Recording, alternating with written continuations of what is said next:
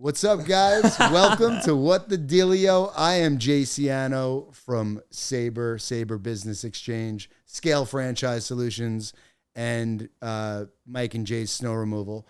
And to the right of me is Mike Steinberg, Headstone Business Advisors, and we have today our guest, Allon Avgi. There he is. the man.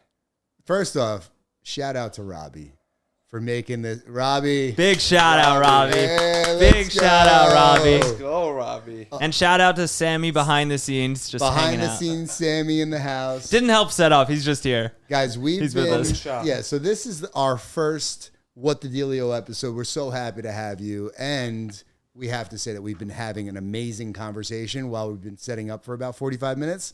So where should we start? We basically covered everything. We could go home, but we got to start now. Allon, who are you?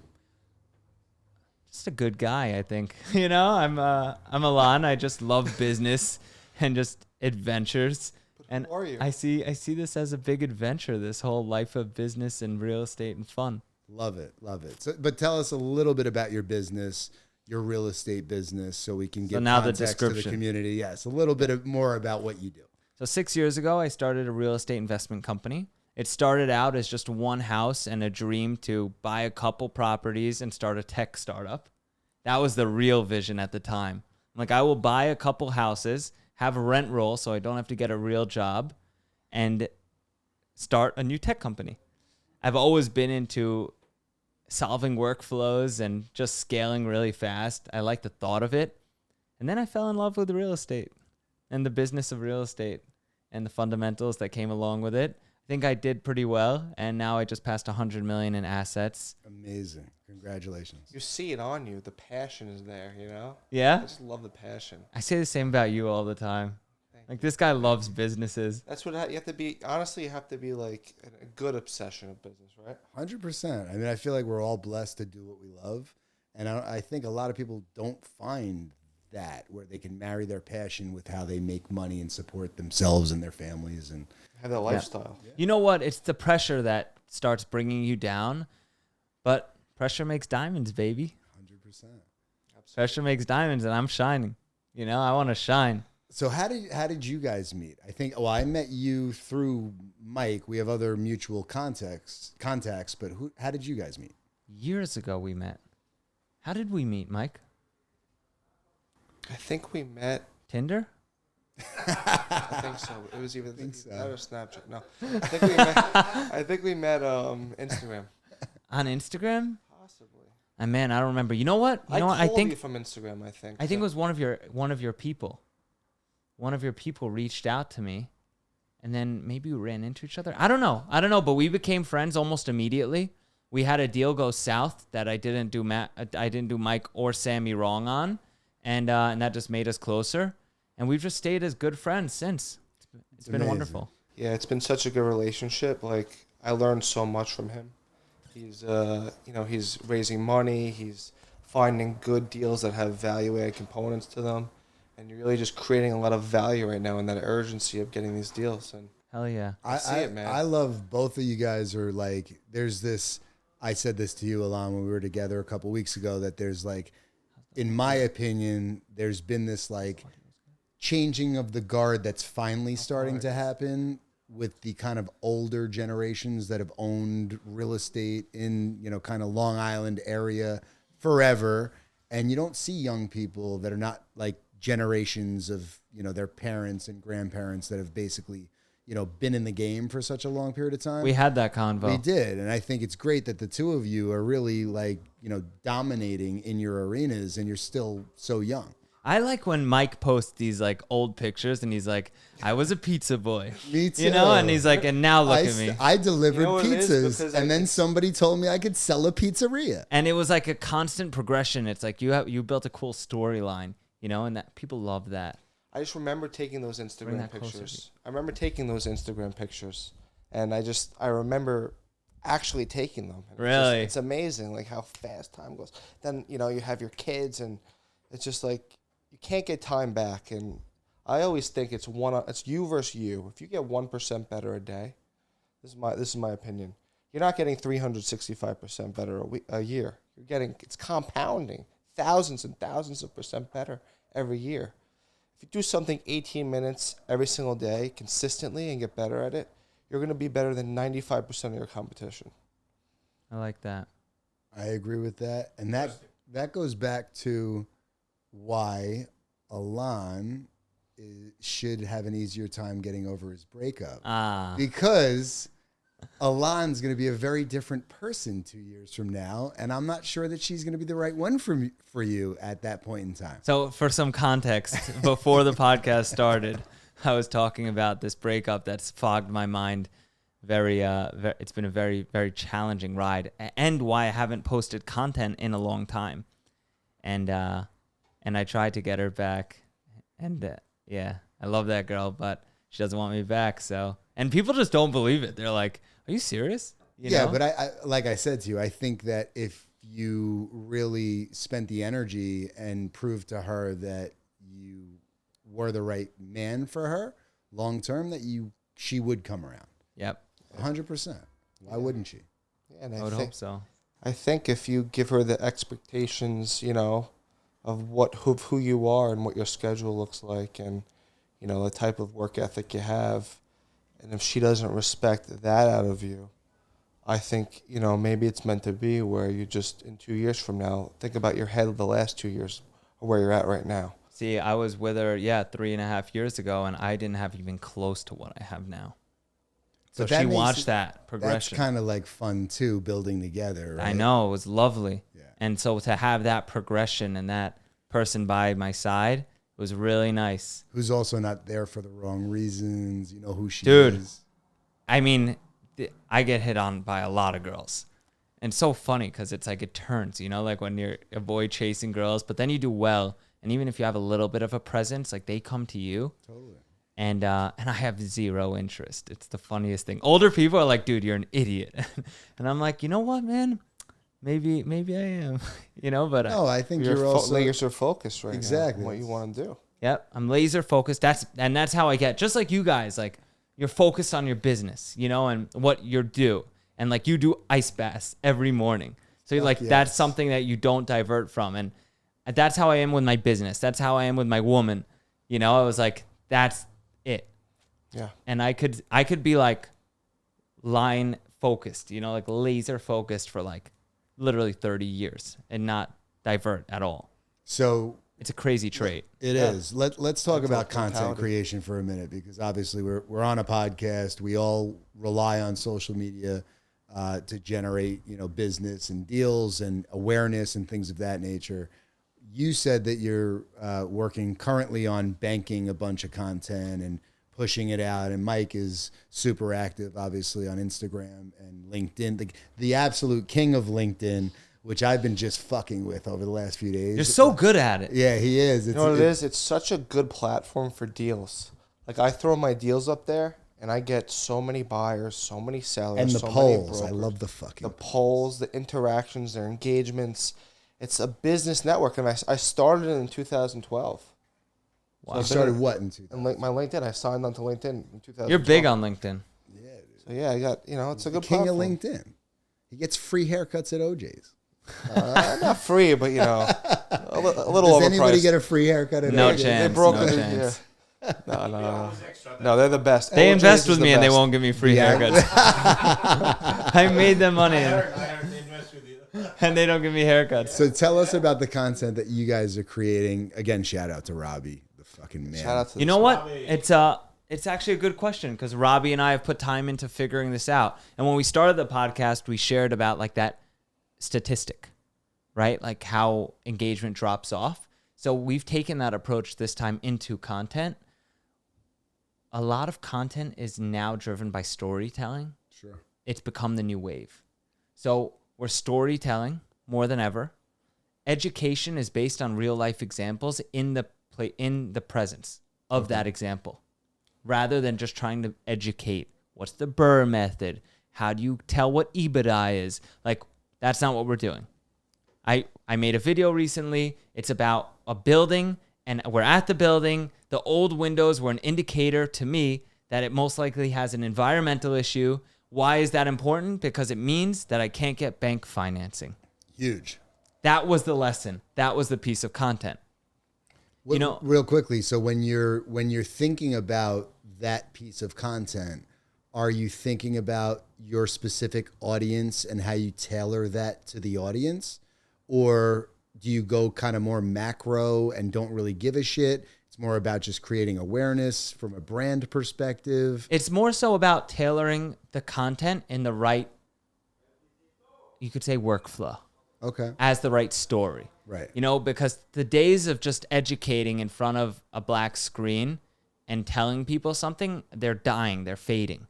It doesn't work anymore. Yeah. So being in front of something and explaining how one thing leads to the next with a real life example, that's our new education platform. Love that. That's our new education content. Yeah. It's really visually, like learning like visually, right? Yeah, exactly. It's entertainment it's valuetainment. I mean, that's what it is. Yeah. Yeah. Like Patrick Bet David, right? Yeah. And then storytelling, more stories. Yeah. You know? Yeah. So that's how the content is starting to shift. I used to do well with just sitting down and explaining something. Yeah. Those days are gone. That content died on me. You know, my Like the engagement Ryan Pineda type sitting down and waning down. yeah. Big time. Yeah. Like engagement has tanked on those kinds of videos. It's also, there's fads, right? Like how long that can't last forever. Like the whole, text at the bottom of a screen with a bunch of fucking rocket emojis. Like we've seen it so much. So it just kind of, gets old, right? Yeah. Just like anything. Yeah. They come and Mike, they go. what are you doing? Well, you're pumping out content. I got to catch up to you guys. So man. right now, what we're doing is we have an untapped market. There's a transfer of wealth going on right now.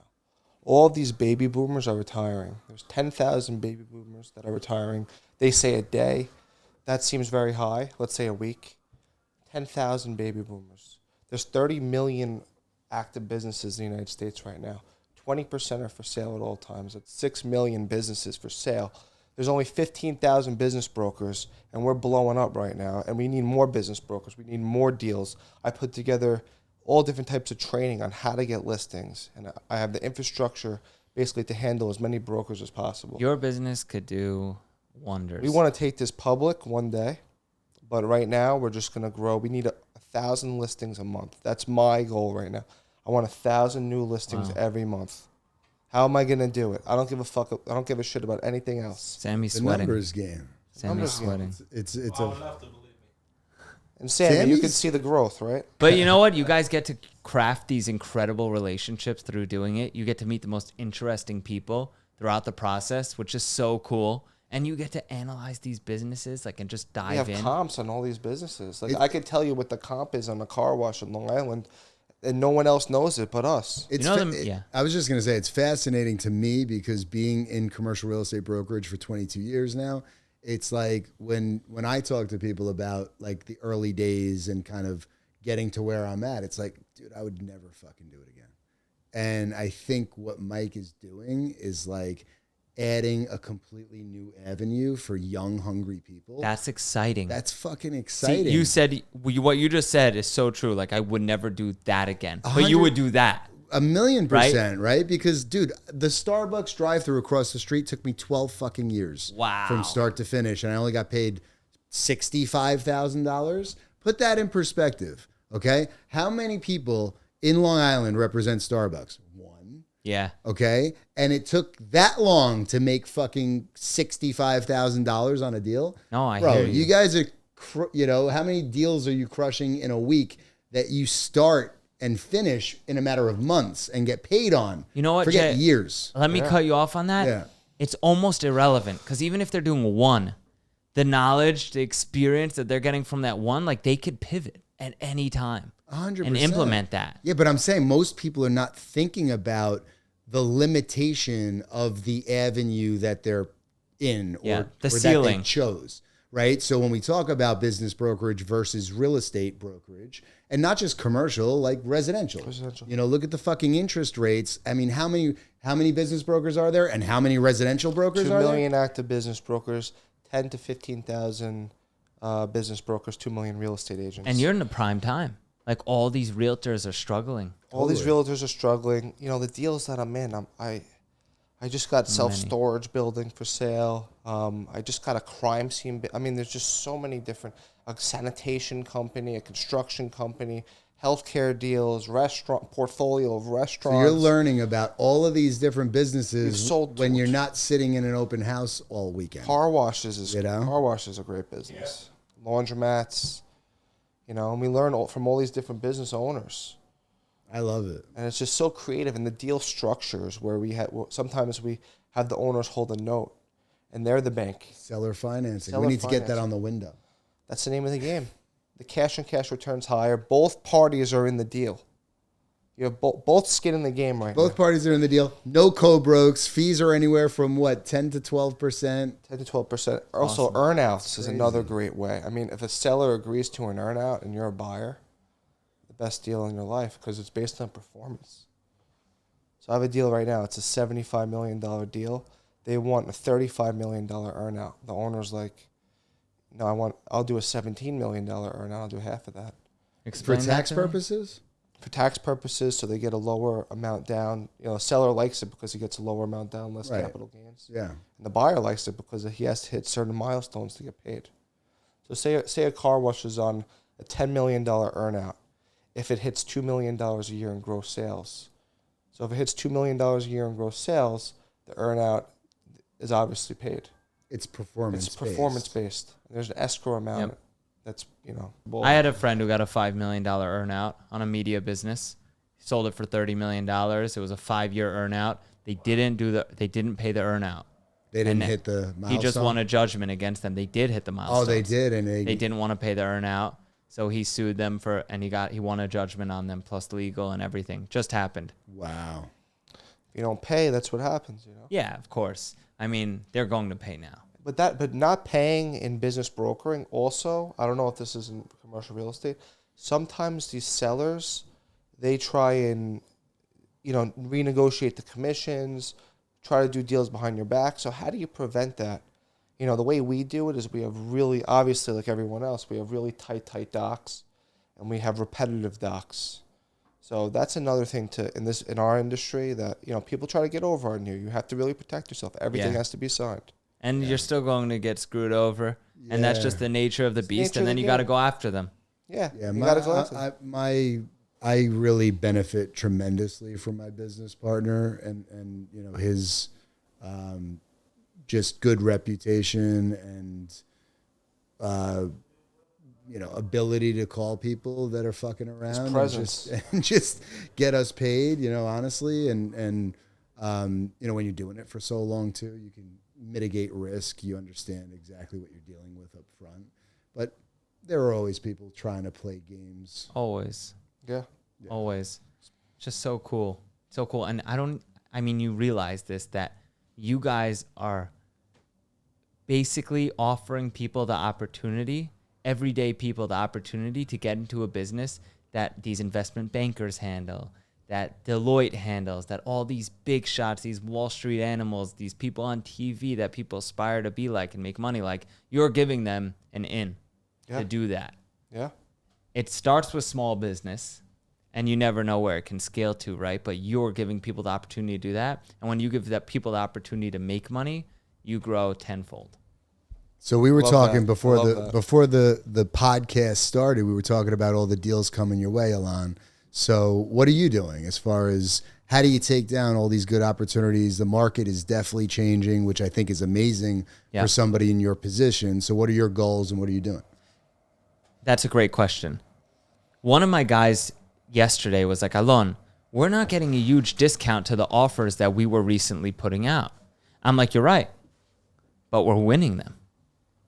Now we're winning because of fear. Right. It's not that we're losing. We lost because of price. Now we're winning because of fear. So you might be looking at a price per foot. You might be looking at a yield, whatever. Interest rates go up and down. Yeah. Prime real estate stays prime, right? Unless you're in Detroit or some, God forbid act happens or something. But good real estate will stay good real estate and go up typically. Historically, that's what we've seen. If you scatter it enough, your risk mitigation is there. And that's what my plan is in my acquisitions. Now, the reputation has helped me get a ton of business. Sure. I pay everyone. I pay them more. I never go around people's backs. I built a good reputation. So brokers bring us endless business. Outside of brokers, I have a group of people in-house that deal sourcing. They're constantly deal sourcing, looking for the right opportunities, and they're sharks. It's great. Yeah. Are there asset classes that you focus on or geographies that are more interesting? Yeah. As time's gone on, I've hyper-focused more and more. I've started pulling out of markets. I'm no longer buying in Detroit. I'm no longer buying in St. Louis. I no longer buy in Memphis. I no longer buy in Binghamton. How about Arkansas? Arkansas, I'm still buying in. Arkansas, I do very well in. There's economies of scale. Houston, I'm still buying in. Pennsylvania? Nope, won't buy there. And Long Island. Those 3 markets, I want to dominate.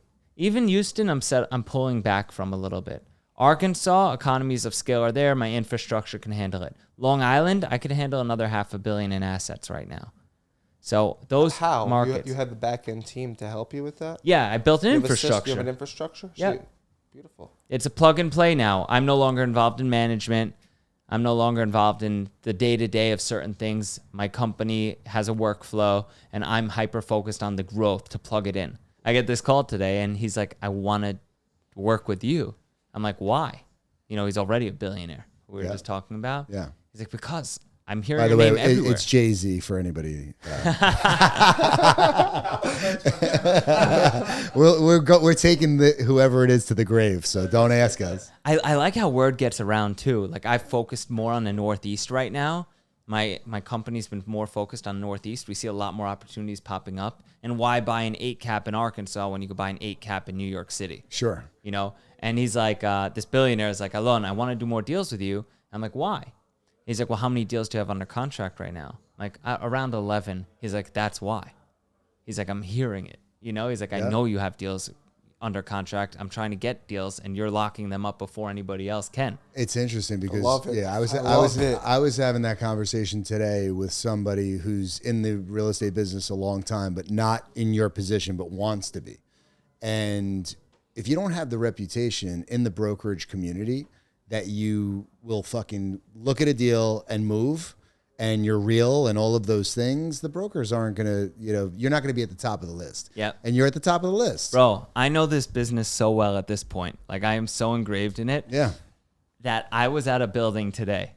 It's $15 million, give or take. Sorry, it's $16 million. I'm there with the agent. Great agent. Kid's a shark. I'm like, listen, I like it. Don't sell it to me. Don't have to sell me on the building. I will take it. Okay? I looked at back of the napkin, the numbers right there. He texted me the numbers. I'm like, I want to see one thing. Subject to, environmental, title, all the normal stuff. No financing. I want to see one thing. He's like, what's that? Like, I want to see the delinquency list. And he's like, okay. And he smiled, and he's like, how'd you know that we have delinquency problems here?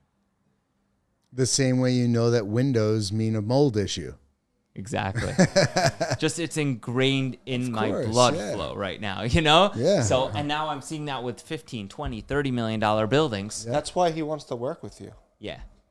That's it. He cut out all the bullshit. He's like, why am I? You're an operator. He did, he trusts you. He sees how. Are we talking about the billionaire or are we talking about the broker? No, You a broker. switched gears. Oh, you're back to the billionaire. Yeah, I agreed. now we're talking about The I thought he billionaire was. wants to work with you. Yes. That's why, because you're That's such right. a good operator. And the broker wants to sell you as many deals as possible because he could just move on the shit and you're going to give him clear feedback and he's not wasting his fucking time. I could tell on him right away. He's 100%. like, you're the buyer. You Exactly. know? He's like, who else? Everyone else would have got spooked when they saw it. Right. I know the business inside and out. I knew before he even had to tell But me. you're the buyer at the right terms, obviously. And if you're not the buyer, you're going to give him a quick fucking answer. That's which is extremely important because as a broker, all we have is time. Yeah.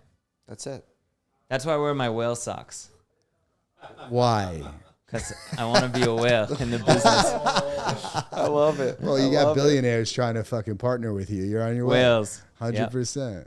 Yeah. He offered me a 75-25 split Okay. with a 5% preferred return, and he'll fund 100% of everything I do. And he's the LP? He wants GP. to co-manage everything, which scares me. I told him off the bat. Yeah. I'm like, I just don't know you guys that well to be okay with that. Of course he does. And you don't need him. Nope. No. I just can't accept that. I've done it a You couple times. You don't take answers from people. You're your own boss, you know? I do the right thing every time.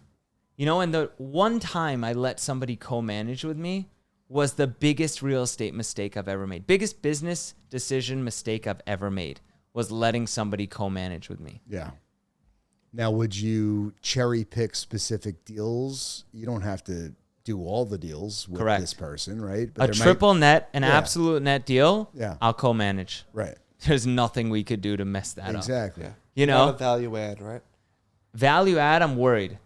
I'm worried. If they're in the same market as me and they want to manage, even if they're not, no, I can't do it. Nope. Cannot do it. I have deals right now that would blow your mind. Well, listen, I mean, this is, again, being in so many down and up cycles over the last few decades, this is like almost perfect timing for you. Yeah. Like finally shit is shaking loose, right? I mean, it's kind of the perfect storm to be in your position, because when everybody's fearful, that is when there's opportunity, and the people that take the opportunity obviously benefit the most. What did Rockefeller say? When there's blood in the streets, it's time to attack. Yeah. Something like that. like But the you know old- what's funny, Jay? That you hit on that? Yeah. Perfect timing. Yeah. You would think so. And a lot of backlash I get from big capital partners is, Allon, you don't know what high interest rate environments are like. You haven't been there. And my rebuttal is, you're right. I don't. Right. But I started poor.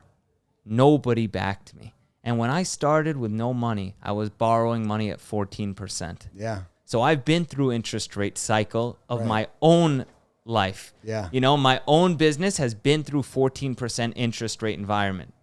It has been in that 14% interest rate environment. I didn't get to feel it in the 90s, the early 2000s.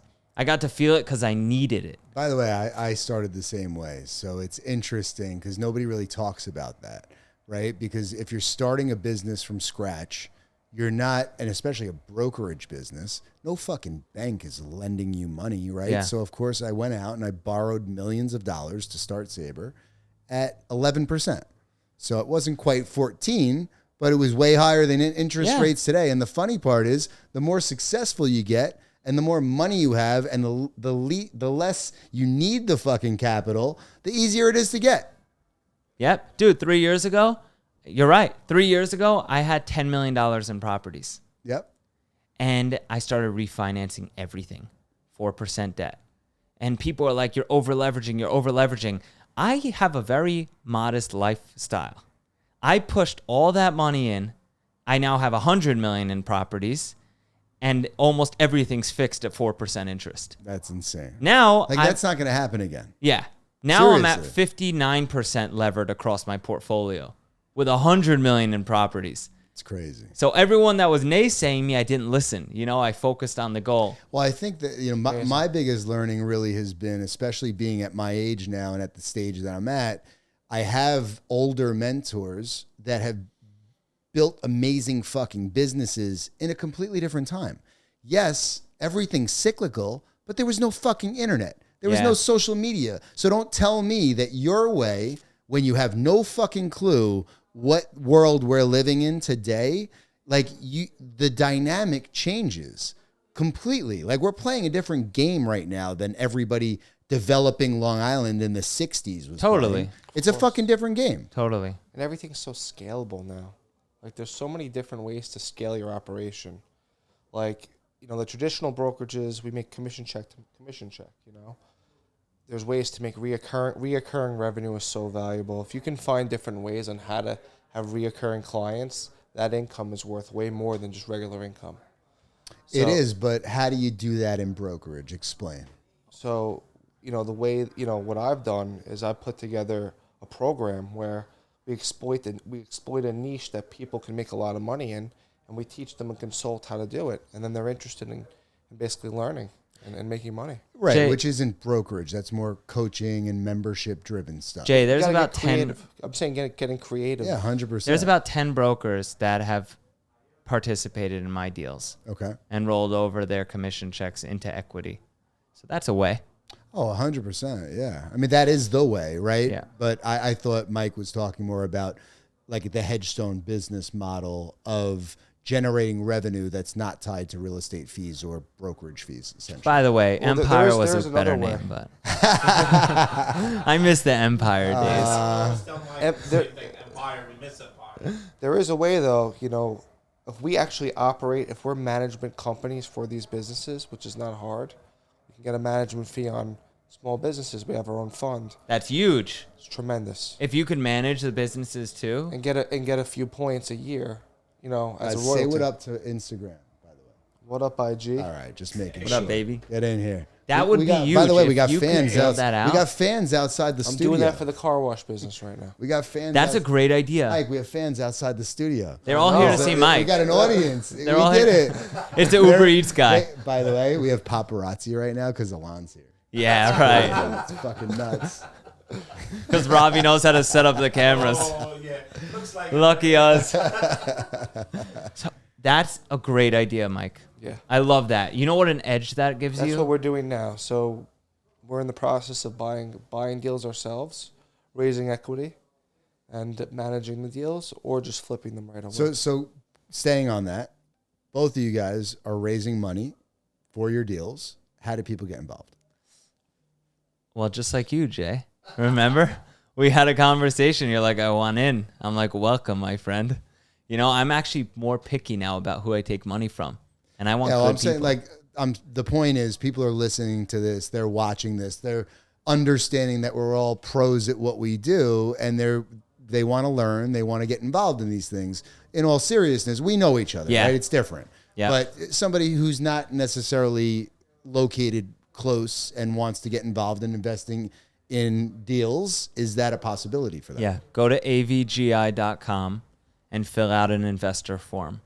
You'll be notified when there's a deal. And if you're not the type of person I want to take money from, then I won't. And if you're a good person that wants to build and understands the business model and wants to be part of something long-term, then my business is for you. I tell people off the bat, I'm a portfolio builder. I'm not here for quick flips. Yep. If you want a quick flip, go talk to a cash advance guy.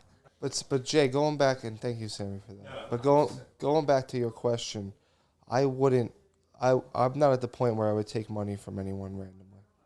Well, yeah, I mean that's kind of what I'm getting at, right? Because it's not, again, if there is an opportunity, it has to be vetted. It has to work for both parties, essentially. I'm not at And the you need an level- infrastructure. Right. Like I have investor relations, I have platforms, I have people that engage with them. You've been in the game. You have everything down pat. I have like 300 investors now.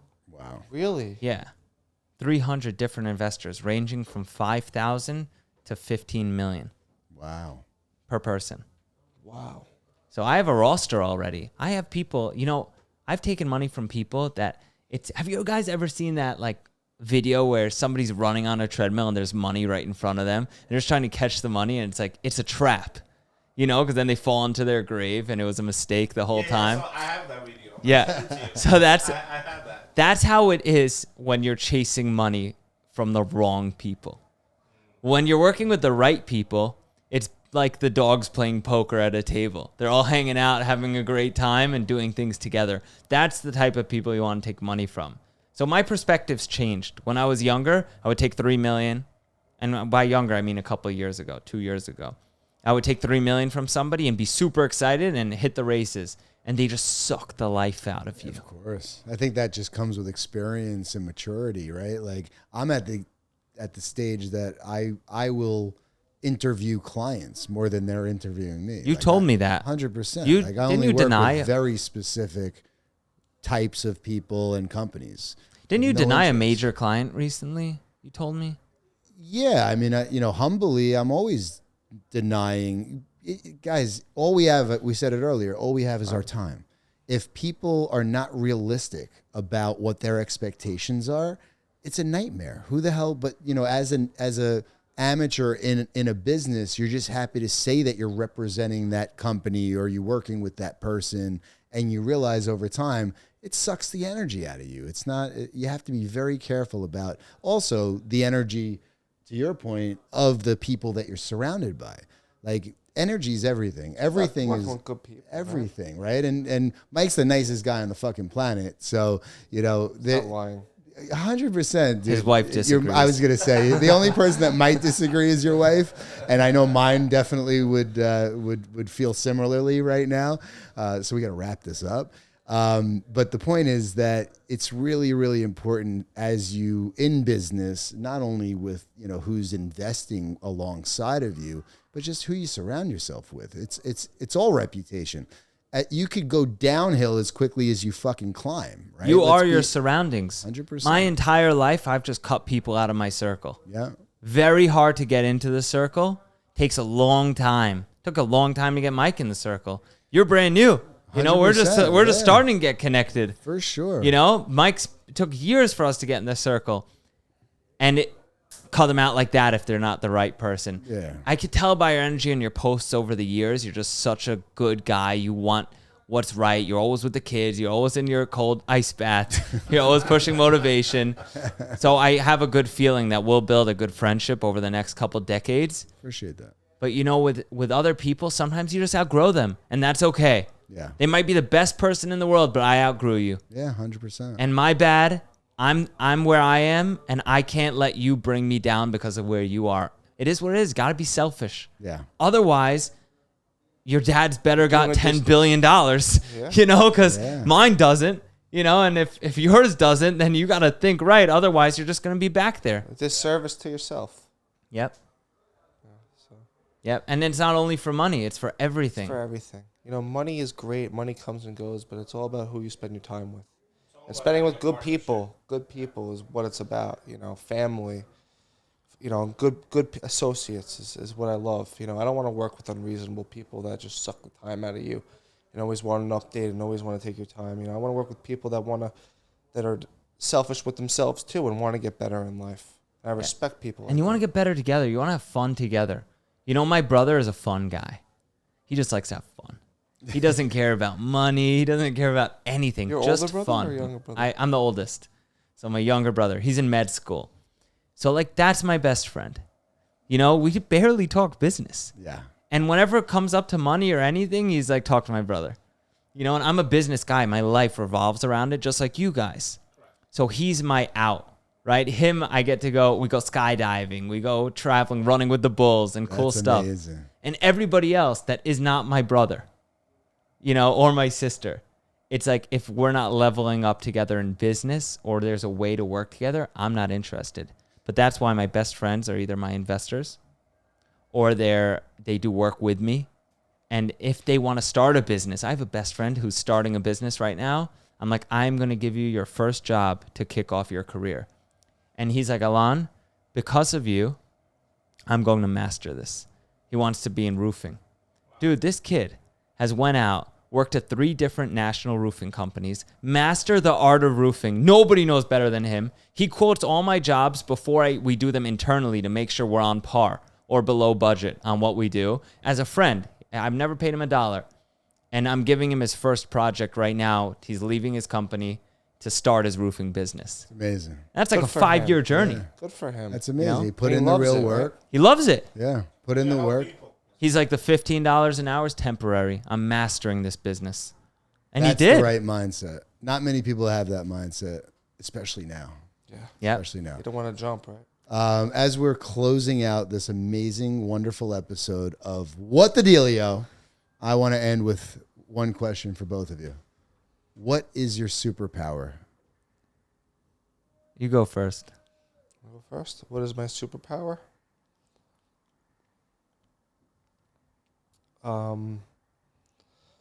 Honestly, I'm gonna go back to it. I mean, it's my passion. It really is. My superpower is me being obsessed with what I do so much, but having a balance as well. I try to take the weekends off, but just getting better every single day at something different and working with a very good team. That's it. It's all about the team right now. My superpower is my team. I know my answer. Jay, I'd like to hear yours. I would say that I have a gift for putting people together that when they come together, 2 + 2 equals a lot more than 4. And I really enjoy doing that. That was a great broker answer. Like, that is what he does for a living, and he's mastered it. 2 + 2 is 4. More than 4. Just kidding. My superpower is also my biggest pain point, and it's that endless feeling of never being enough. I'm never fulfilled enough. I've never done enough. I've never provided enough. And I just wake up every day wanting to do more and give more and be more.